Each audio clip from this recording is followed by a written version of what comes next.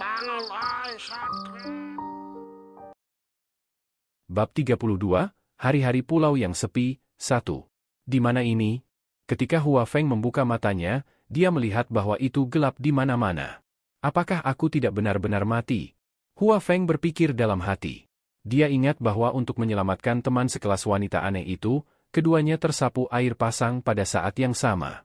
Pada saat dia tersapu air pasang, Hua Feng paling memikirkan orang tua dan adik-adiknya. Ketika Hua Feng sedikit sadar, dia tiba-tiba merasa kedinginan dan lapar di sekujur tubuh. Bagaimana seseorang masih bisa merasa seperti ini ketika dia meninggal? Aku pasti masih hidup, pikirnya dengan aneh. Ketika Hua Feng pertama kali ingat, dia menemukan bahwa sisinya tidak bisa bergerak sama sekali, dan tangan kanannya sepertinya menyentuh sesuatu yang lembut. Apa ini? Hua Feng berbalik dengan susah payah dan melihat gadis itu terbaring kurang dari 10 cm darinya. Gadis itu memegang tangan kanan Hua Feng. Meski bau ikan ada di mana-mana, masih ada aroma samar. Tidak ada keraguan bahwa wewangian itu berasal dari tubuh gadis itu. Apakah dia masih hidup? Hua Feng berpikir sambil meletakkan tangan kirinya di samping hidung gadis itu dan menemukan bahwa dia masih bernapas, meskipun napasnya sangat lemah. Bagus dia masih hidup, tapi kita harus segera membangunkannya, pikir Hua Feng sambil mencabut tangan kanan gadis itu yang ditekan. Hua Feng berteriak lebih dari selusin kali berturut-turut, tetapi gadis itu masih belum bangun. Apa yang harus saya lakukan? Kotak jarum perak di tubuhnya telah jatuh ke suatu tempat. Bagaimana cara menyelamatkannya? Hua Feng, setelah berpikir sejenak, tiba-tiba memikirkan solusi, tetapi dia tidak tahu apakah itu tepat atau tidak. Namun, dalam situasi seperti ini, apakah dia masih memiliki pilihan lain? Jadi, Hua Feng meraih hidung gadis itu dengan satu tangan dan meniup ke mulut kecil gadis itu dengan mulutnya. Dalam 1 menit, dia meniup 20 kali, dan dalam proses meniup ke mulut gadis itu, tampaknya seekor cacing kecil merangkak ke mulutnya dari mulut gadis itu. Hua Feng berpikir bahwa itu adalah halusinasi, tetapi yang lebih penting adalah menyelamatkan gadis itu, dan dia tidak bisa terlalu memikirkan hal-hal kecil. Ketika Hua Feng hampir ingin meniup lagi ke mulut kecil gadis itu, sepasang mata gelap dan bersinar menatap Hua Feng dengan tidak percaya. Dia buru-buru melepaskan tangannya yang menutupi hidung gadis itu dan menjauh sedikit dari tubuh gadis itu. Kamu akhirnya bangun, kata Hua Feng dengan penuh semangat, tetapi gadis itu masih tidak berbicara. Dia pikir gadis itu marah, mengingat apa yang baru saja dia lakukan padanya. Aku baru saja melakukannya untuk menyelamatkanmu, kata Hua Feng dengan gugup sambil menatap gadis itu. Melihat penampilan gugup anak laki-laki di depannya, gadis itu tersenyum, dan tersenyum sangat manis. Ternyata, Qi Mengyao sudah terbangun saat Hua Feng merasakan cacing kecil merangkak ke mulutnya. Namun, entah mengapa, Qi Mengyao tidak ingin membuka matanya. Sekarang, Hua Feng merasa sangat aneh, dia bisa merasakan bahwa gadis itu sedang menertawakannya karena malu. Pegang aku kedinginan, kata Qi Mengyao dengan lembut. Hua Feng merasa aneh karena dia benar-benar merasakan bahwa gadis itu sangat dingin di pelukannya. Namun, Hua Feng masih tidak memeluknya. Meskipun mereka sudah melalui hidup dan mati bersama, dia merasa sedikit malu. Saat itu, dia juga tidak memeluk pacarnya, Zhuang Xiaoli, hanya berpegangan tangan. Datang dan peluk aku, apa yang masih kamu lakukan di sana dalam keadaan linglung? Apakah kamu ingin melihatku mati kedinginan? Kata Qi Mengyao dengan manis, kata-katanya penuh godaan. Tak berdaya, Hua Feng hanya bisa mendekati Qi Mengyao dan memeluknya dengan kedua tangan. Keduanya tidak berkata apa-apa, hanya merasakan kehangatan satu sama lain. Qi Mengyao akan segera tertidur di pelukan Hua Feng, dan ketika dia mengetahui bahwa gadis itu baik-baik saja, dia tidak membangunkannya. Namun, Hua Feng tidak bisa tidur, karena dia harus pergi dari sana hidup-hidup. Dia harus tahu di mana dia berada dan bagaimana cara keluar dari sana. Ketika dia berbicara, ada gema. Hua Feng berpikir bahwa dia harus berada di dalam lubang. Namun, dia tidak mengerti bagaimana dia bisa tersapu ke dalam lubang oleh air pasang. Setelah beristirahat selama sekitar 1 jam, dia merasa memiliki kekuatan di tubuhnya, dan Hua Feng berpikir, dia harus bangun dan melihat di mana dia berada. Hei, bangun, teman sekelas, kata Hua Feng dengan lembut sambil mengguncang gadis itu agar terbangun. Untuk apa? Aku tidur nyenyak, jawab Qi Mengyao dengan bingung. Aku akan melihat di mana kita sekarang.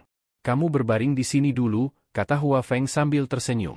Tidak, aku khawatir, aku akan mengikutimu, kata Qi Mengyao sambil memeluk Hua Feng dengan erat, takut dia akan menghilang. Aku akan kembali sebentar lagi, kata Hua Feng sambil tersenyum untuk menjelaskan. Tidak, aku harus mengikutimu. Aku akan pergi kemanapun kamu pergi, kata Qi Mengyao. Tak berdaya, Hua Feng hanya bisa membawanya, dan dia juga harus memeluk Qi Mengyao, karena Qi Mengyao belum bisa berjalan jauh. Hua Feng merasa malu untuk menggendongnya, jadi dia hanya memegangnya. Hei, siapa namamu? Tanya Qi Mengyao sambil memeluk leher Hua Feng.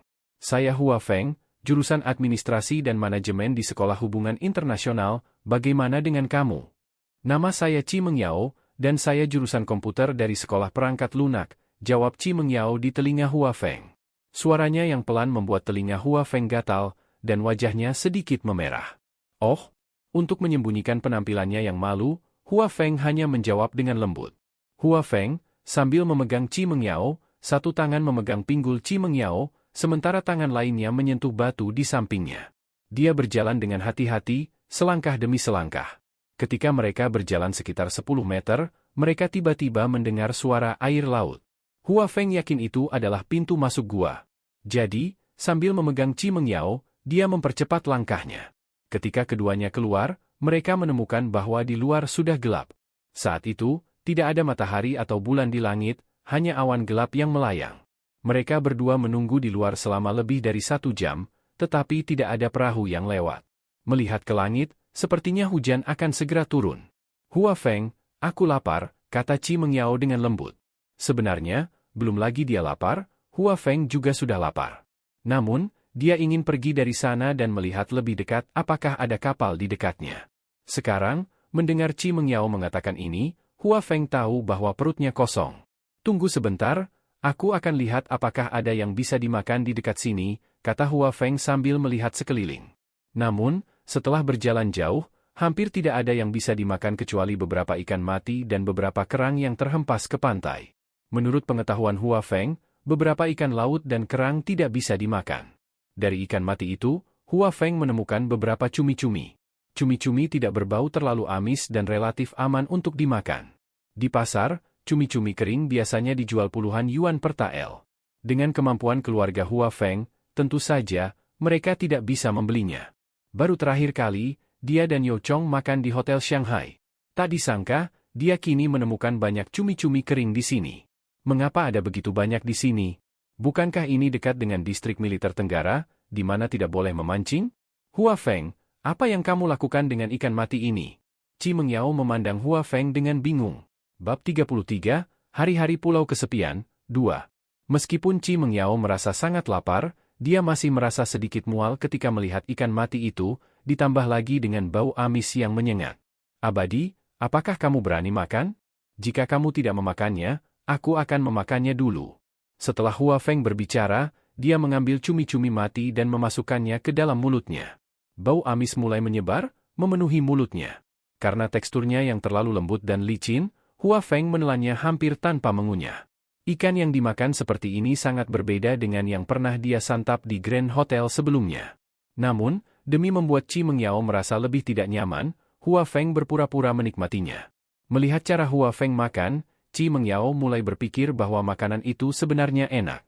Tetapi setelah mencobanya, dia menyadari bahwa rasanya sangat asin, masih mengandung garam laut karena belum diolah. Saat ini, Hua Feng merasakan mulut dan tenggorokannya menjadi sangat kering. Bagaimana rasanya? Tanya Qi Mengyao, yang mulai tertarik. Melihat ekspresi santai Hua Feng, Qi Mengyao pun ingin mencoba. Dia mengulurkan tangan untuk mengambil cumi-cumi mati dari Hua Feng, bersiap untuk memejamkan mata dan memakannya. Namun, Hua Feng buru-buru menghentikannya. Jangan makan dulu. Kenapa? Qi Mengyao bertanya dengan bingung. Ikan ini terlalu asin. Jika kamu memakannya sekarang, kamu akan semakin haus. Kita harus mencari air tawar terlebih dahulu sebelum bisa memakannya, jelas Hua Feng. Setelah berkata demikian, dia berjalan kembali ke dalam gua. Dari luar, terlihat bahwa hujan akan segera turun, dan air pasang bisa naik kapan saja. Hua Feng, apakah ada air tawar di dalam gua? Tanya Qi Mengyao. Karena sebelumnya mereka sempat melewati bagian dalam gua, Hua Feng tahu ada kemungkinan menemukan sumber air. Dia pun terus berjalan maju sambil menggendong Chi Mengyao. Langkah kakinya terdengar berirama di dalam gua. Mungkin karena sering berlatih selama pelatihan militer atau karena latihan seni bela diri, langkahnya tetap stabil meskipun medan semakin sulit. Di punggung Hua Feng, Chi Mengyao merasa sangat aman. Sampai akhirnya, jalan di depan semakin sempit, dan batu-batu mulai menghalangi jalan mereka. Hua Feng berhenti ketika sudah tidak bisa melangkah lebih jauh. Saat langkah kaki mereka berhenti, suasana menjadi sunyi. Yang terdengar hanyalah napas mereka berdua. Namun, perlahan-lahan mereka mulai mendengar suara tetesan air. Tetes-tetes. Hua Feng sangat senang. Dia tahu bahwa mereka akhirnya menemukan sumber air tawar. Selama ada air tawar, mereka tidak akan mati karena dehidrasi. Air perlahan menetes dari batu di atas kepala mereka, membentuk genangan air sekitar 1 meter di bawahnya. Karena gua gelap, mereka tidak bisa melihat seberapa dalam kolam itu. Namun, dari permukaannya, tampaknya tidak terlalu dalam. Hua Feng! Itu air tawar, seru Chi Mengyao dengan penuh semangat. Tanpa berpikir panjang, dia buru-buru turun dari punggung Hua Feng dan berjalan menuju kolam. Namun, tiba-tiba terdengar suara aneh. SSS. SSSS. Begitu mendengar suara itu, Hua Feng langsung tahu bahwa itu adalah suara ular, dan dari suaranya, sepertinya ular besar. Chi Mengyao, yang sudah terbiasa melihat ular sejak kecil, tetap merasa takut. Manusia secara alami memiliki ketakutan terhadap ular, apalagi bagi seorang gadis sepertinya. Hua Feng sendiri juga sempat merasa takut ketika melihat ular besar di depan mereka.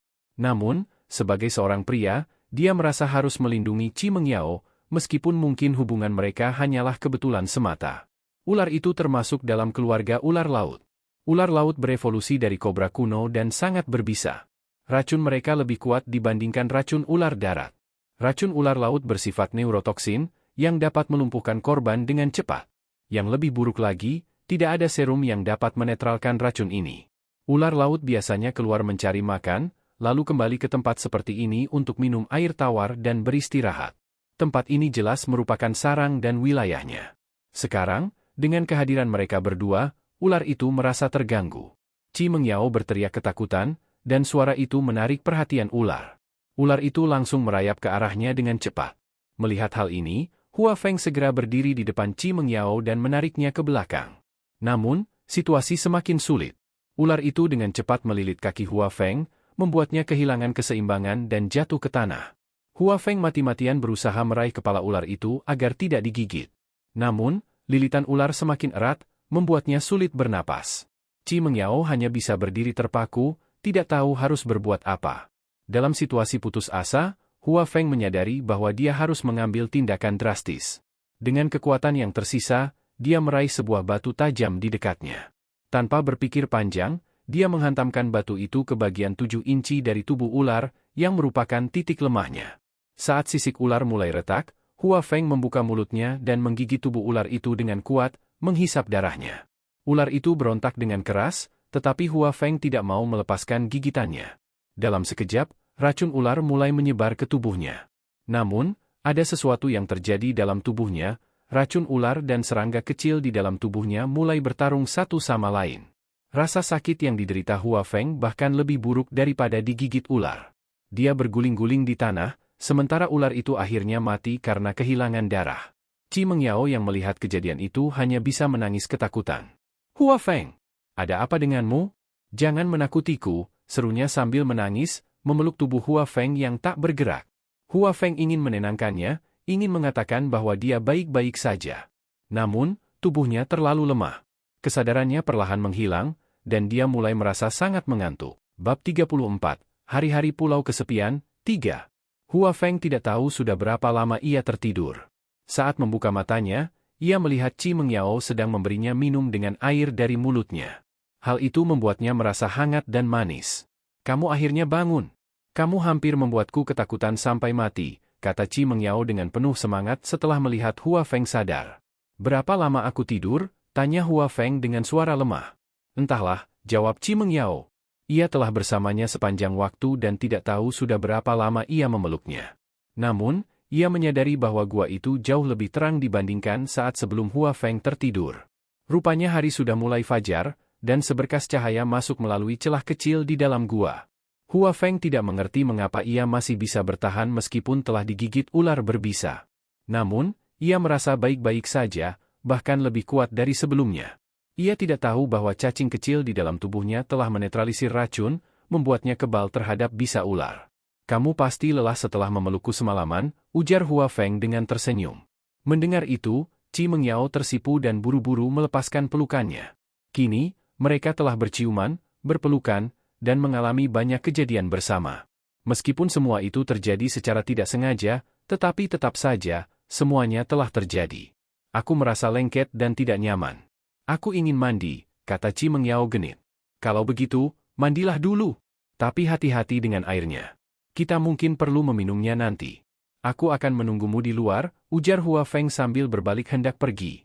Jangan pergi, cukup berbalik saja, kata Qi Mengyao sambil tersenyum. Tanpa pilihan lain, Hua Feng hanya bisa duduk membelakangi Qi Mengyao dengan mata tertutup. Kamu tidak perlu memejamkan mata. Aku percaya padamu, kata Qi Mengyao. Dalam hati, ia berpikir bahwa meskipun Hua Feng melihatnya, itu bukanlah masalah besar. Lagi pula, hatinya kini sudah menjadi milik Hua Feng. Seorang pria yang rela mempertaruhkan nyawanya untuk melindunginya, padahal mereka baru saja saling mengenal. Apakah ia masih bisa bertemu dengan pria seperti itu lagi dalam hidupnya? Qi Mengyao menyadari bahwa dirinya sudah menyukai pria yang baru dikenalnya beberapa hari ini. Ia mulai melepas pakaiannya satu persatu. Meskipun sudah lama berada di laut, kulitnya tetap putih seperti bayi. Setelah selesai mencuci pakaiannya, ia menyeka tubuhnya perlahan dengan air dari kolam. Dari kepala hingga kaki, ia membilas tubuhnya selama sekitar 10 menit sebelum mengenakan kembali pakaiannya. Jika dalam kondisi biasa, mungkin ia akan mandi selama 1 jam. Baiklah, kamu bisa berbalik sekarang, kata Qi Mengyao dengan senyum manis. Begitu cepat, ujar Hua Feng dengan nada menggoda. Kamu belum cukup melihatku? Apakah aku cantik? Tanya Qi Mengyao dengan nada menggoda. Aku tidak melihat apapun, sungguh. Aku bersumpah, kata Hua Feng sambil mengangkat tangan kanannya. Kamu memang bukan manusia, kata Qi Mengyao sambil tersenyum lembut. Aku.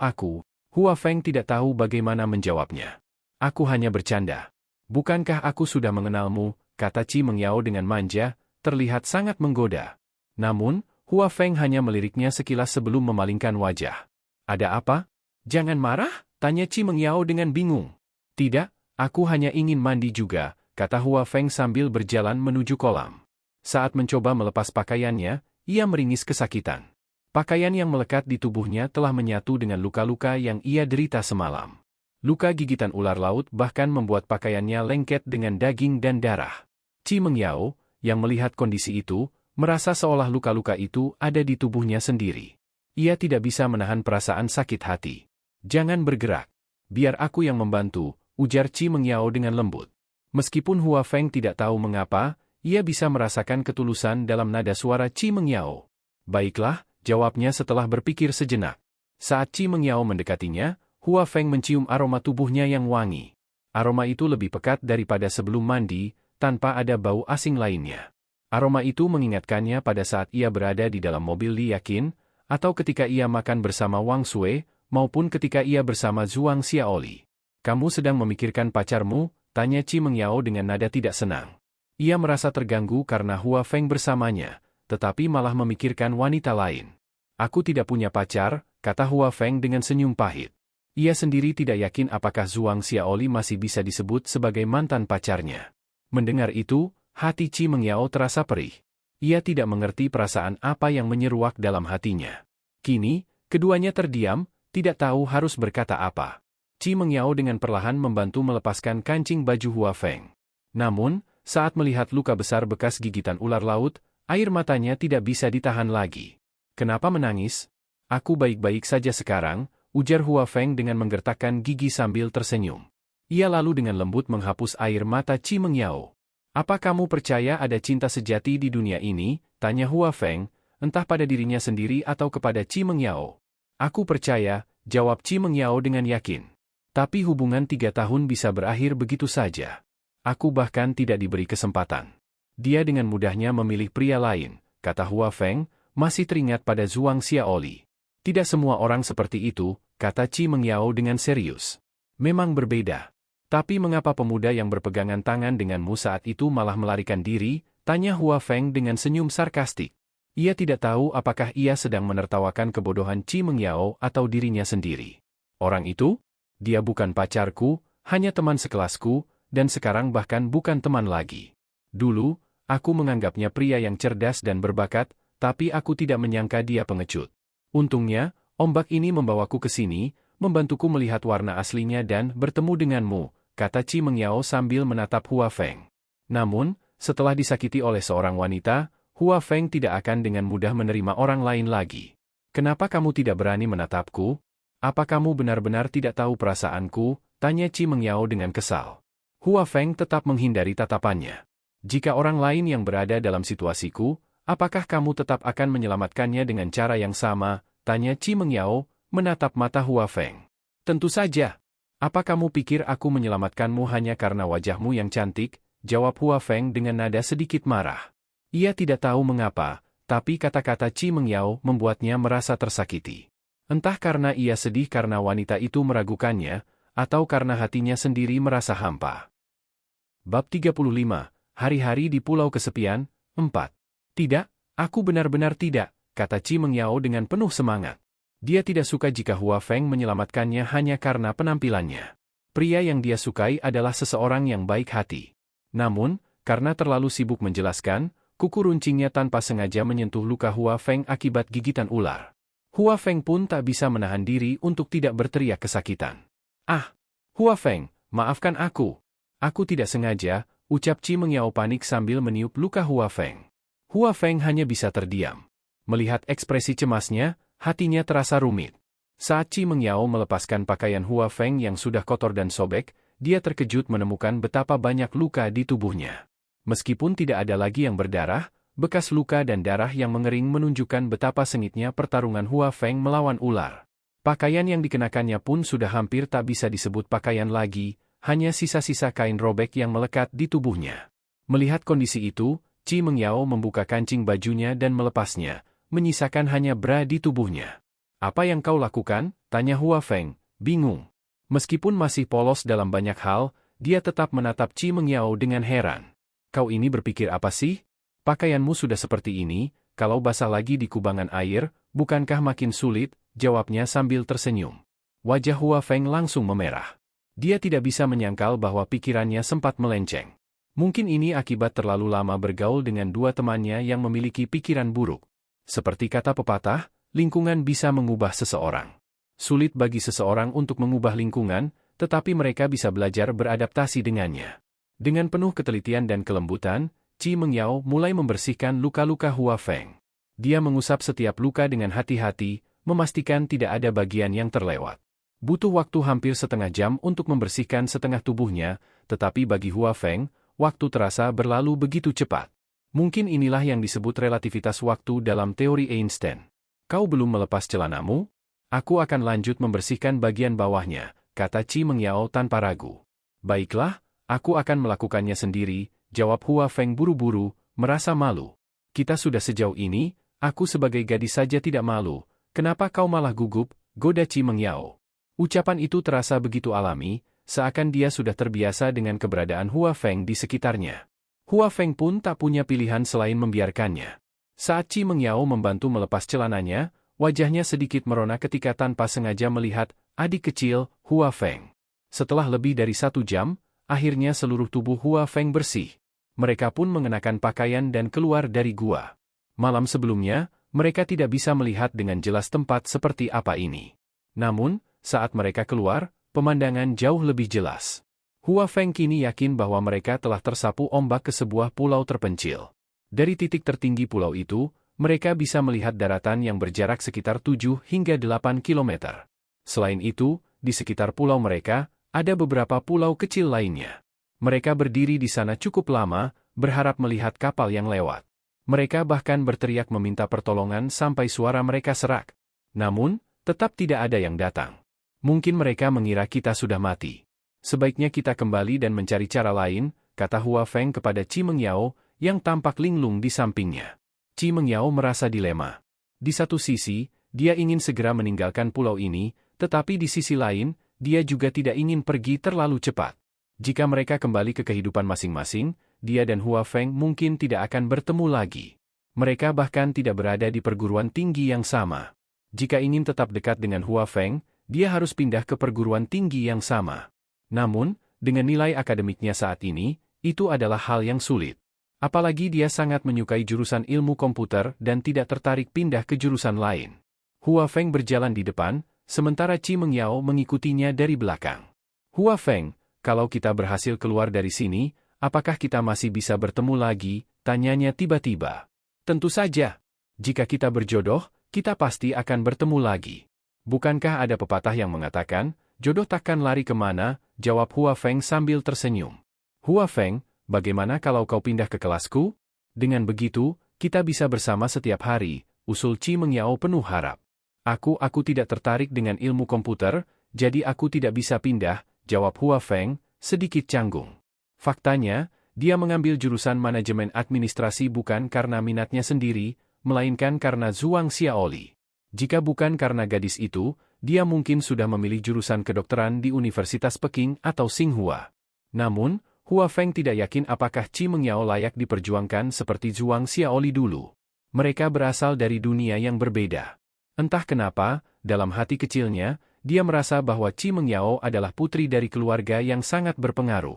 Mendengar jawaban Hua Feng, Qi Mengyao merasa sedikit kecewa. Tapi karena hubungan mereka belum sampai ke tahap itu, dia tidak bisa memaksanya. Kalau begitu, kau punya nomor Kiki? Tanyanya penuh harap. Ya, nomor Kikiku 12345678990x2. Itu terlalu panjang. Aku buatkan yang lebih pendek untukmu.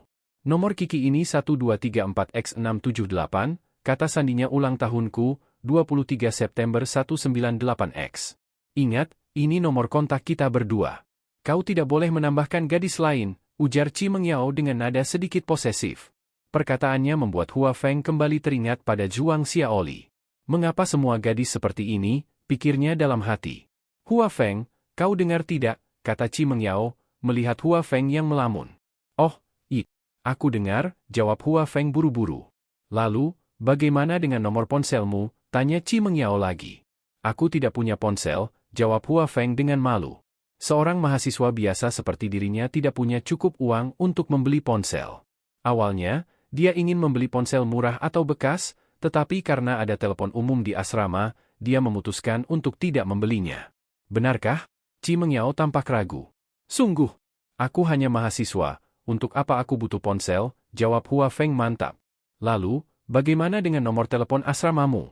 Akhirnya, setelah Hua Feng memberitahu nomor telepon asramanya, Qi Mengyao merasa puas dan membiarkannya pergi. Tanpa disadari, sikap Qi Mengyao terhadap Hua Feng sudah seperti seorang pacar yang mengontrol kekasihnya. Namun, Hua Feng hanya bisa tersenyum melihat tingkahnya. Setelah kembali ke gua, mereka makan cumi-cumi kering dan meminum air tawar.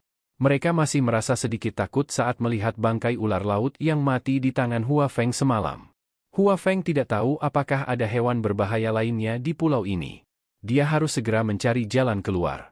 Sementara itu, Qi Mengyao bersandar di punggungnya dan tertidur dengan cepat. Dia terlalu lelah setelah tidak tidur semalaman. Dalam tidurnya, dia tampak gelisah. Tak lama kemudian, dia malah berpindah posisi dan tertidur dalam pelukan Hua Feng, memeluknya erat. Melihat wajahnya yang tertidur nyenyak dengan senyuman di bibirnya, entah kenapa, Hua Feng merasakan perasaan hangat di hatinya. Seolah ada kebahagiaan tersendiri dalam momen itu. Bab 36, Meninggalkan Pulau. 19 September 2005. Shanghai, Distrik Jinshan, kediaman Zhang Guohao, wilayah militer Tenggara Tiongkok. Kakek, apakah ada informasi tentang Hua Feng? Tanya Zhang Yina buru-buru begitu melihat kakeknya masuk dari luar. Tadi malam, baik Zhang Yina maupun Li Yakin tidak meninggalkan wilayah militer.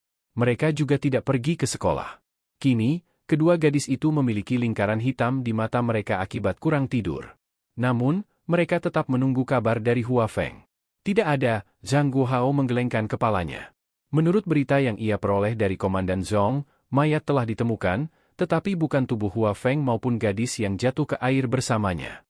Selain itu, pencarian kini telah diperluas hingga ke daerah pesisir Zhejiang dan Fujian. Sesuai dengan arah arus, kemungkinan besar Hua Feng terbawa arus laut menuju Selat Taiwan.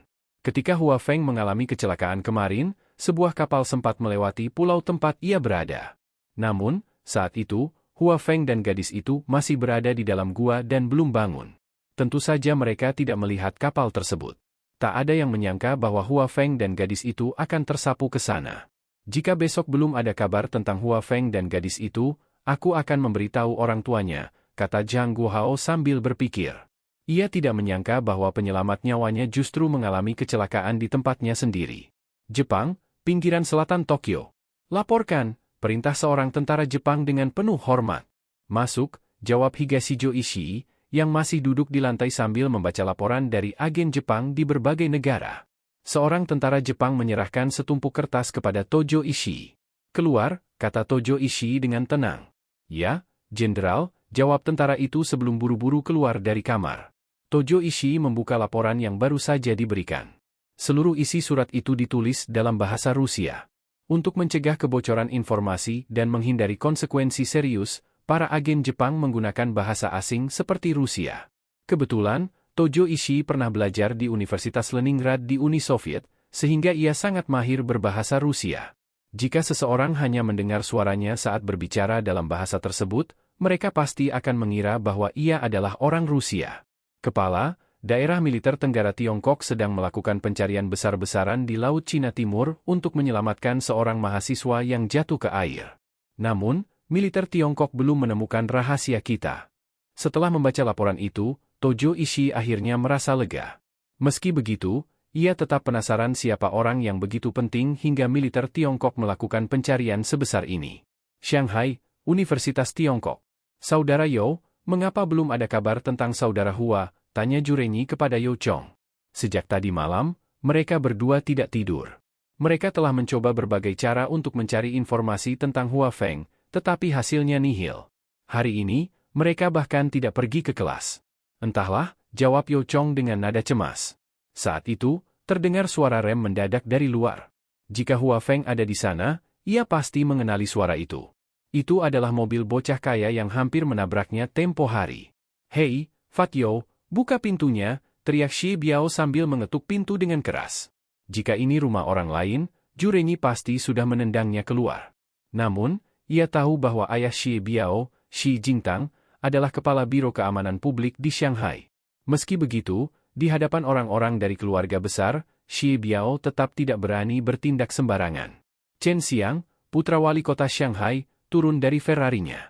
Ia mengenakan setelan putih dan menyalakan cerutu Kuba. Di sampingnya, seorang pemuda berkacamata berbingkai emas berdiri dengan angkuh.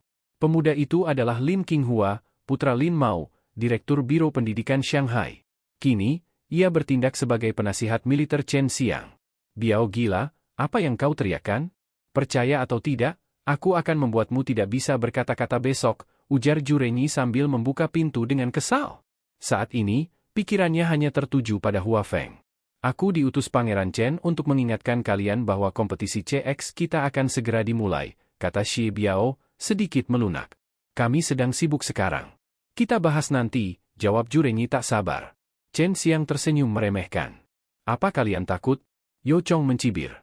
Jangan salah paham. Kami tidak takut padamu, hanya saja kami sedang tidak ingin berurusan denganmu sekarang. Kapan kalian ada waktu? Tanya Chen Xiang, menghembuskan asap cerutunya. Saat saudara Hua kembali, jawab Yo Chong yakin. Dalam hatinya, ia percaya bahwa Hua Feng masih hidup. Chen Xiang tertawa kecil. Baiklah, aku akan menunggu. Taruhan kita akan ditingkatkan, 200.000 per orang. Setelah berkata demikian, ia berbalik dan berjalan pergi.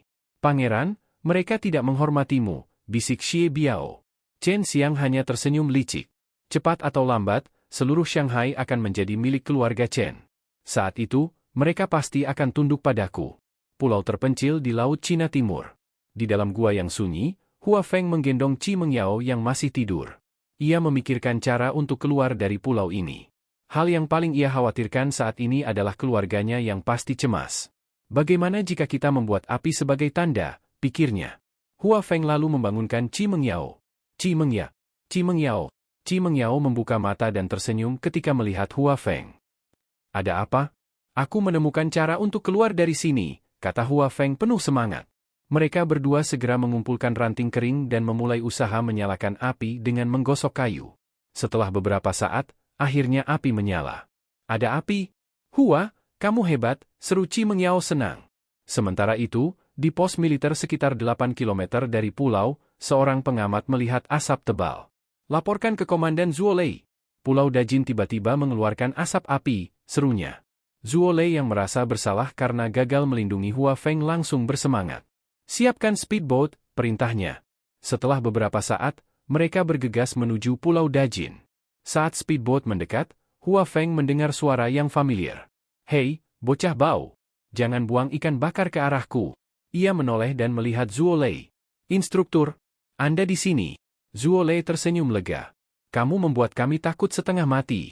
Tak lama kemudian, mereka meninggalkan pulau. Hua Feng dan Qi Mengyao akhirnya diselamatkan.